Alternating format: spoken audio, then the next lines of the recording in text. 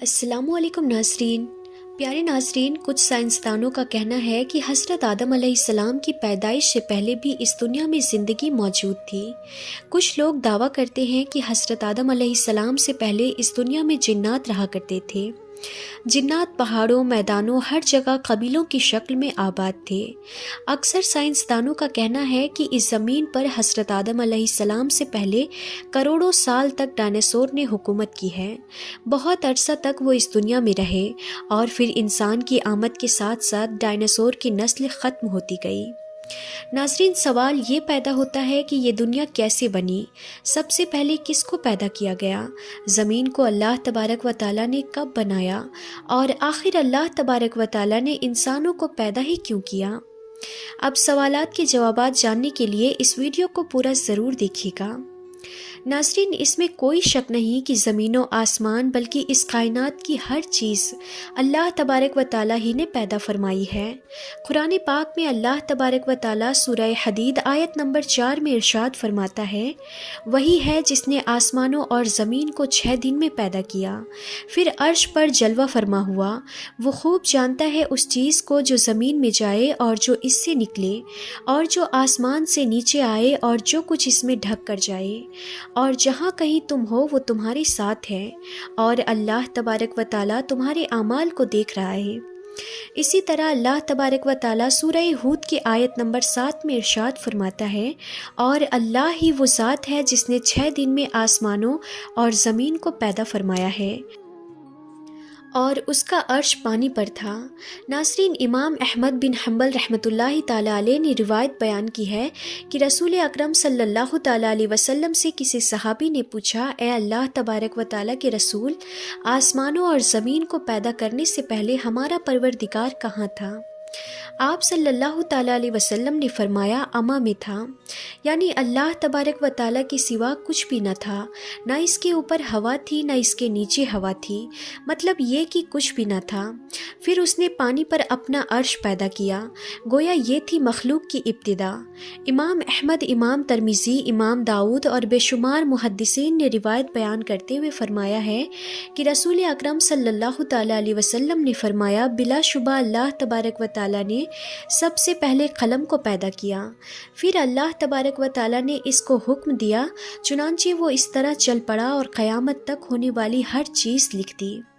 یہ اللہ تبارک و تعالیٰ کا علم تھا کہ جس کو قلم نے اس کے حکم کے مطابق لوح محفوظ پر لکھا۔ ناظرین، یہاں آپ کو بخاری شریف کی حدیث مبارک بیان کرتے چلیں کہ ایک دفعہ یمن سے ایک وفد حضور اکرم صلی اللہ تعالیٰ علیہ وسلم کی خدمت میں حاضر ہوا، اور وہ عرض کرنے لگے کہ اے اللہ تبارک و تعالیٰ کے رسول، ہم آپ کے پاس دین کو سمجھنے کے لیے حاضر ہوئے ہیں، اور ہمارا یہ سوال ہے کہ اللہ تبارک و تعالیٰ نے سب سے پہلے کیا چیز پیدا کی تھی؟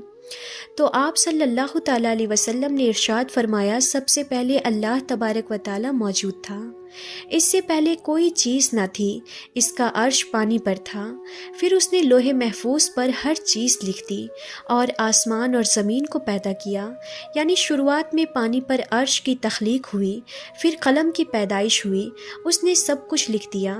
علماء کرام کا بیان ہے کہ قلم کے فوراً بعد لوح محفوظ کو پیدا کیا گیا، چنانچہ قلم نے لوح محفوظ پر ہر چیز لکھ دی۔ اس کے بعد کائنات کی باقی مخلوقات اور آسمان و زمین کی پیدائش وجود میں آ گئی۔ ناظرین، اب سوال یہ پیدا ہوتا ہے کہ اللہ تبارک و تعالیٰ نے جو چیزیں سب سے پہلے پیدا کی ہے ان کی ترتیب کیا ہے؟ مطلب پہلے کس کو پیدا کیا گیا اور بعد میں کس کو؟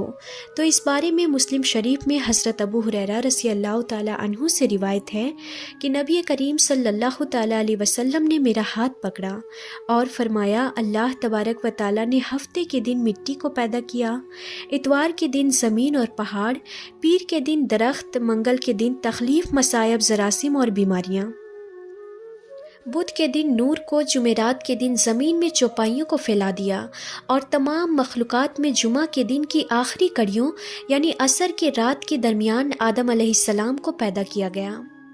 مطلب یہ ابتدائے آفرین میں جن مخلوقات کی تخلیق ہوئی ان میں آخری مخلوق انسان تھا۔ اس حدیث میں مختلف حالات کی نہایت ہی وضاحت کے ساتھ بیان کیا گیا ہے۔ اس سے بخوبی پتہ چل گیا ہے کہ ابتدائی مخلوقات کی تخلیق کیا تھی۔ ان میں سب سے آخری نمبر حضرت آدم علیہ السلام کا تھا، جبکہ حضرت آدم علیہ السلام نسل انسانی میں سب سے پہلے تھے۔ انسان سے پہلے فرشتے اور جن پیدا ہو چکے تھے۔ صاحب عقل مخلوقات میں سب سے پہلا نمبر فرشتوں کا، دوسرا نمبر جنوں کا اور آخری نمبر انسانوں کا ہے۔ فرشتوں کا اصل ٹھکانہ آسمان ہے۔ اللہ تبارک و تعالیٰ سورہ عاشوراء آیت نمبر 5 میں ارشاد فرماتا ہے کہ قریب ہے کہ آسمان اپنے اوپر سے پھٹ پڑے اور تمام فرشتے اپنے رب کی تسبیح اور تمجید بیان کر رہے ہیں اور زمین والوں کے لیے استغفار کر رہے ہیں۔ خبردار، اللہ تبارک و تعالیٰ معاف کرنے والا ہے اور رحمت کرنے والا ہے۔ مسلم شریف میں ہے، سیدہ عائشہ صدیقہ رضی اللہ تعالی عنہا سے روایت ہے کہ نبی کریم صلی اللہ تعالی علیہ وسلم نے ارشاد فرمایا، فرشتوں کو نور سے اور جنوں کو آگ سے پیدا کیا گیا ہے، اور آدم علیہ السلام کو اس چیز سے پیدا کیا گیا جو تمہارے لیے بیان کر دی گئی ہے، یعنی مٹی سے۔ فرشتوں کی تخلیق کے بعد جنوں کو پیدا کیا گیا۔ جنوں کو بھی انسانوں سے پہلے پیدا کیا گیا تھا، جیسا کہ اللہ تبارک و تعالیٰ سورہ حجر آیت نمبر 27 میں ارشاد فرماتا ہے، اور اس سے پہلے جنات کو ہم نے لو والی آگ سے پیدا کیا۔ جنات کے بارے میں بہت زیادہ آیات اور احادیث موجود ہیں۔ اللہ تعالیٰ ارشاد فرماتا ہے، اور جنات کو آگ کے شعلوں سے پیدا کیا گیا۔ یہ آگ کے بھڑکتے شعلے کے کناروں کو کہتے ہیں۔ گویا جنوں کو آگ کی جڑ سے نہیں بلکہ آگ کے شعلوں کے کناروں سے پیدا کیا گیا۔ قرآن مجید میں اللہ تبارک و تعالیٰ نے ابلیس شیطان کا قول نقل کیا ہے۔ شیطان نے کہا، تو نے مجھے آگ سے پیدا کیا ہے۔ ناظرین، اس طرح پہلے بھی بیان ہو چکا ہے کہ اللہ تبارک و تعالیٰ نے فرمایا، اس سے پہلے جنات کو ہم نے لو والی آگ سے پیدا کیا۔ جنیات کی اصل اور بنیاد آگ ہے۔ ابلیس ملعون بھی جنات میں سے ہیں، اور اس مسئلے میں کسی کو تردد یعنی سنکوچ نہیں ہونا چاہیے، اس لیے کہ قرآن مجید میں ہے کہ ابلیس جنوں میں سے تھا، مطلب یہ کہ وہ فرشتوں میں سے نہیں تھا۔ امام حسن بصری رحمۃ اللہ تعالی علیہ ارشاد فرماتے ہیں کہ وہ پلک جھپکنے کے برابر بھی فرشتوں کی جنس میں داخل نہیں ہوا۔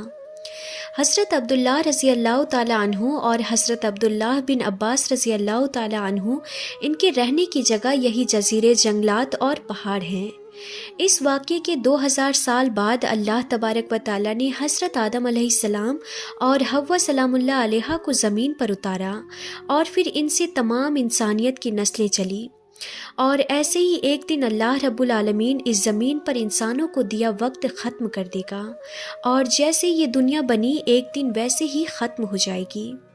اللہ تبارک و تعالیٰ سے دعا ہے کہ اللہ تبارک و تعالیٰ ہم سب کو موت سے پہلے نیک اعمال کرنے کی توفیق عطا فرمائے، آمین۔ تو ناظرین، آج کی اس ویڈیو میں بس اتنا ہی۔ انشاءاللہ پھر ملیں گے ایسے ہی انفارمیٹیو ویڈیوز کے ساتھ، تب تک کے لیے خدا حافظ۔